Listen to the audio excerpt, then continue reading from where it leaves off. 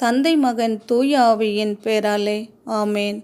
புனித லூக்கா எழுதிய பரிசுத்த நற்செய்தியிலிருந்து வாசகம். அதிகாரம் 5, இறை வார்த்தைகள் 5.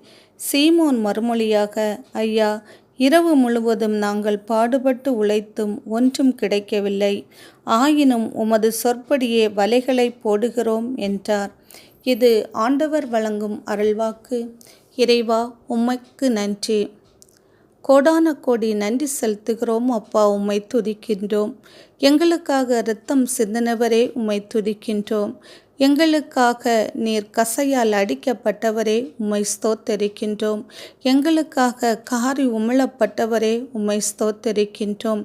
எப்போதும் எங்கள் மீது உம்முடைய கண்கள் நோக்கமாயிருக்கிற கிருபைகளுக்காக உமக்கு கோடான கோடி நன்றிகள் ஏசப்பா, நன்றிகள்.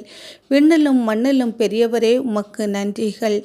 நீங்கள் என்னுள்ளும் நான் உங்களிலும் நிலைத்திருந்தால் மிகுந்த கனிகளை தருவீர்கள் என்று சொன்னவரே, உம்மை நாங்கள் ஸ்தோத்தரிக்கின்றோம். ஏசப்பா, இன்றைய இறை வார்த்தைக்காக உமக்கு நன்றி ஏசப்பா, நன்றி.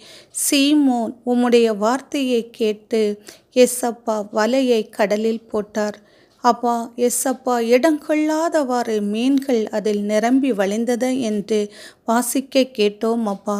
அதுபோல நாங்களும் எந்த ஒரு செயலில் ஈடுபடுவதற்கு முன்பாகவும் உம் பாதத்தில் அமர்ந்து அதன் பிறகே அந்த செயலை செய்து கூடிய அருளையும் ஆற்றலையும் நீர் இன்று எங்கள் ஒவ்வொருவருக்கும் தருகிறதற்காகவும், இதனால் உம்முடைய நாமம் மகிமைப்படுகிறதற்காகவும், உம்முடைய ஆற்றலால் நாங்கள் எல்லாவற்றையும் செய்து முடிக்க கிருபைக்காக நன்றி. ஆமென்.